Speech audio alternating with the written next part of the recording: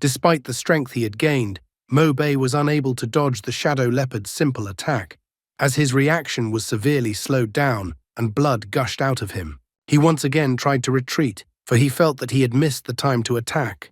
Asmodeus, as a demon, asks Mobei not to hesitate, but rather press the button. In the end, Mobei still thinks of giving up after all.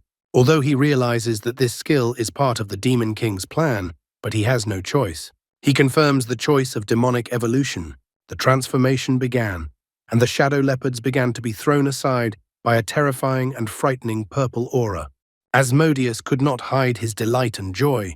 He informed all the inhabitants of Purgatory that their lord had returned, and thanks to the transformation, a magnificent and pumped-up body appeared out of the frightening energy, and the eyes of this body had different eyes, as if symbolizing that there were two souls in one body. The shadow leopard still attacked the Demon King with a sharp movement, but Asmodeus easily dodged, calling the leopard a dumb monster. After dodging, he grabbed the monster's head and then easily tore it apart. One of the shadow leopards, seeing the overlord tearing his buddy apart, tried to escape. However, Asmodeus isn't the kind of demon king who would be so easy for everyone to get away from, so he overtakes the shadow leopard in an instant. He grabs the shadow leopard by the throat. Asmodeus decides it's time to get his treasure back and regain his power. He is glad that when he does, the pathetic little man will die with dignity. Meanwhile, in the Demon King's treasure trove in Purgatory, a girl created a huge magic circle. Another girl in flames appeared behind her and jumped onto a tree. She is surprised to see such a wonderful magic circle, and doesn't even know if such beauty will come in handy. The first girl's name is Magra. She is a human mage, but her guild is unknown. Upon hearing such remarks, she asks that Hol Izentis watch her words. After all, she is the one who needs her. Magra uses a magic circle and grabs the girl with her fiery hand. The girl with different hair color is called Hol Izentis, Level S. Shadow Succubus. Intelligence Agent Hol Quinn, due to enhanced magic, has the ability to revive infinitely near Queen Hol. Though it appeared that the girl was caught, in the next second she laughs at being caught, and in the fiery hand, that second there was only black smoke, and the girl appeared out of the tree behind Magra. She states the facts that even the magic circle can't catch Izentis. She also wonders if he really controls it. Magra thinks that he is just an inferior demon, and if Hol Izentis hadn't missed him by the bloody river, Magra wouldn't have to come to this filthy place. Suddenly, Magra felt something. It seemed to her that the alert magic had worked. In the same second, Hol Izentis moved closer to Magra and hugged her. She figured there was nothing she could do, and she would have to ask Saint Magra to take shelter in the shadows for a while, and everything around her glowed red. A shadow appeared from behind the trees at the same time, and Magra and Hol Izentis disappeared, leaving behind a red spark. When Asmodeus came out from behind the trees, he was deeply absorbed in his thoughts and didn't notice the girls hiding in the shadows. He wonders if the man is awake, and informs him that soon he will be able to regain his power with eternal flame and blood-chilling spear. He wonders which cage is the guy's favorite. Meanwhile, Mobei seemed to take Asmodeus's place. He sat on a throne shackled in chains. Mobei wonders if Asmodeus has been in this place before. Asmodeus is a bit surprised that Mobei doesn't even resist his current position. In the end, he concludes that Mobei has at least realized his situation. He asks the guy to choose soon, as he decided to take his opinion into consideration this time. Chained up and looking from inside, as if into a monitor, Mobei saw the magic circle that Asmodeus stepped into, and that magic circle seemed familiar to him. If he was not mistaken, however, this was very dangerous. He almost jumped up from his throne and tried to warn Asmodeus not to move. However, it was too late, and Asmodeus had fully entered the magic circle. The magic circle glowed, and chains appeared from the circle and began to shackle the Demon King. Asmodeus is all fearless and does not like tricks, asking the man to come out to him and fight him face to face if he dares. Mobei, meanwhile, is trying to remember exactly what kind of magic circle it is. Asmodeus and Mobei didn't have to guess for long, as Magra and Hol Izentis finally emerged from the shadows. Hol Izentis never thought that an invincible overlord could be controlled by such weak magic. Mobei is also surprised that this girl appeared in front of him, because she would definitely not have come here. Asmodeus is surprised to see the succubus, he wonders. Who is the master of the succubus? He also wonders how the succubus dared to betray him. He swears that he will burn her master's demonic essence for 1,000 years.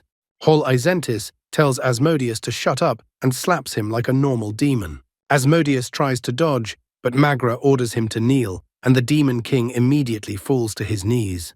Mobei, who was watching all of this from inside, is surprised. Is it really Li Mei Ling in front of him? He wondered why she was here. Did she and the other people pretend to cooperate with the demons to completely destroy them? Or is she a traitor after all? Hol Isentis timidly calls Asmodeus by name, and then still not afraid to call the Overlord by name. She mentions that according to the principle that the strongest becomes the Overlord. Then she demands that he open the doors to his treasury and give all the treasures to her great mother. At last, Asmodeus realized where the bug had come from. He recognized that the girl was from Queen Hol. He wonders how even an inferior demoness betrayed him.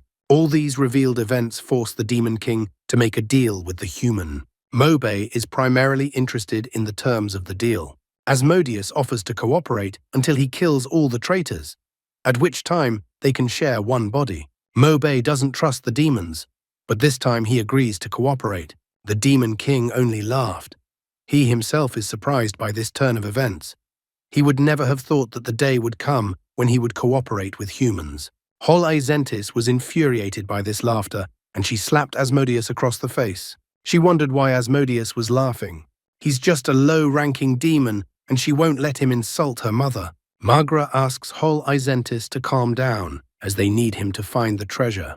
Asmodeus only smiles at all these attacks and asks Mobei to prepare to take control of his body. In the next instant, a terrifying and frightening aura once again rushed from the body, and a glowing skull appeared, and Magra and Hol Isentis were thrown aside. Not long ago they had been in control, but now they were lying helplessly on the ground. Due to Mobei taking control of the current body, the body has also changed. Asmodeus asks Mobei to act faster, because the girls will be unconscious for no more than a minute. With the current level, they can neither kill the elementalized shadow succubus nor break through the magic armor. Therefore, he advises the guy that their best option is to escape before they wake up. Hearing this, the guy doesn't think for long and immediately rushes to run away. Although the guy's doubts are not completely cleared up, he understands something. He understood that the human mage Mei Ling had teamed up with the demons. Magra's mask cracked and her face showed. After a while in the oasis, home to many demons and the best place to forage, suddenly a rock came flying behind them. This rock caught their attention. There was no way they could leave it aside, and like wild demons, they rushed towards the direction where the stone fell. However, the wild demons did not seem to be of high intelligence. Once they entered the red magic circle, they were ready to serve as food for the Demon King. Mobei extended his hand, from which a mouth appeared, and used the demon absorption skill, and he successfully absorbed a level 40 shadow demon. The open mouth on his palm began to draw in all the demons caught in the magic circle.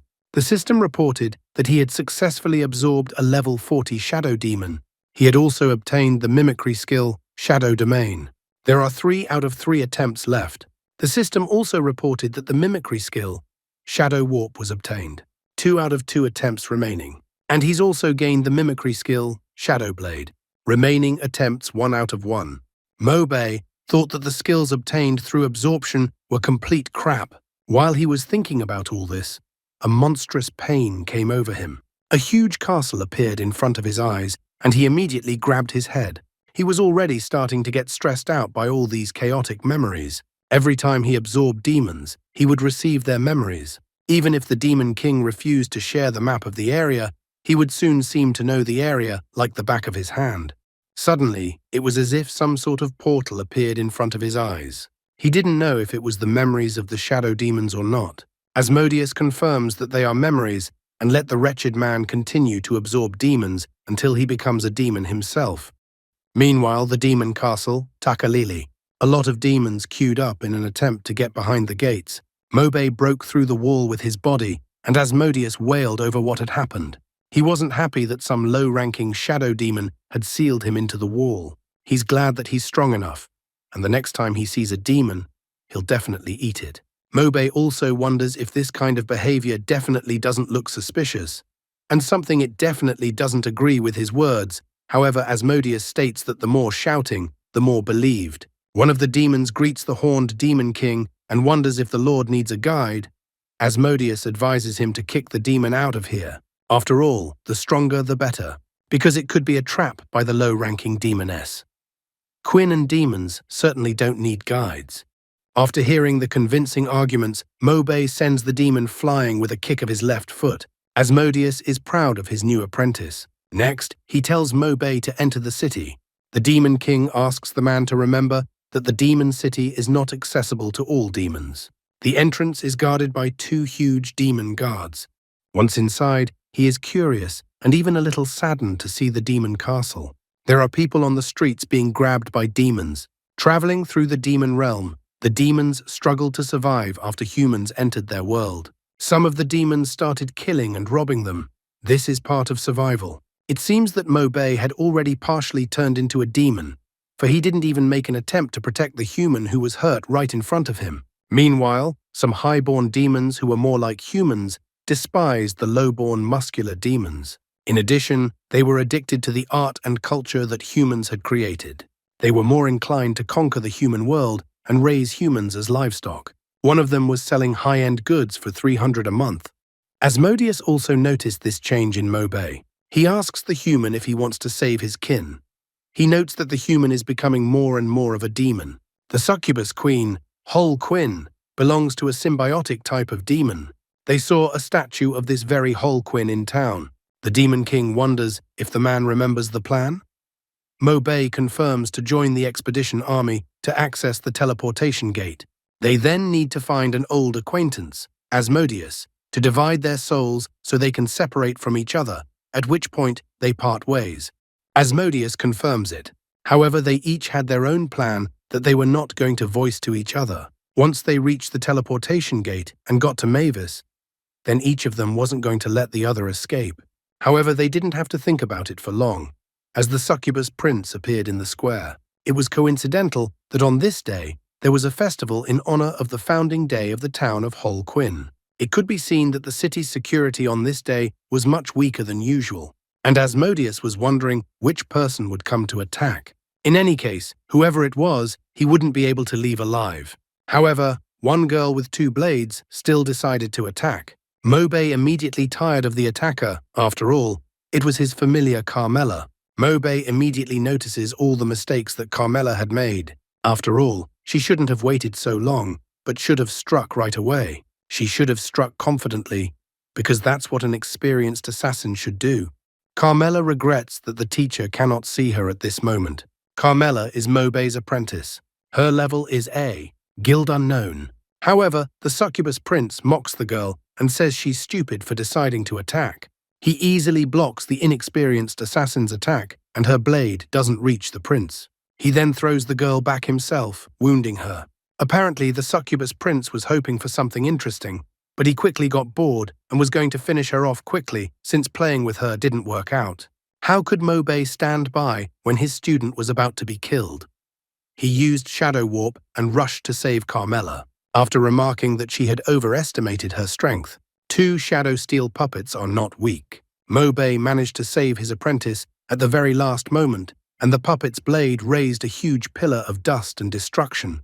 The blade failed to reach its target, leaving only a pit after its strike. However, this interested the succubus prince, as it turned out that the girl had not come alone and had allies. The system reported that the Shadow Domain skill remained 1 out of 3. The Shadow Warp skill, on the other hand, was completely used up. It had no more attempts left, and the system asked for a recharge to restore attempts. Grabbing his student, the teacher appeared with her in some alleyway. Mobe did not explain anything, but ordered Carmela to return immediately. The girl was shocked that the demon had helped her. Mobe, in the next second, reprimands the girl that she shouldn't have come here if she can't kill the target. However, Carmela, that pose and those words, reminded her of her teacher. The girl is too naive and shocked, and immediately asks if the demon is her teacher. Mobe, who was already about to leave the place, is surprised to hear those words. Did his student recognize him so easily? And that's all for today. Thank you very much for watching the video.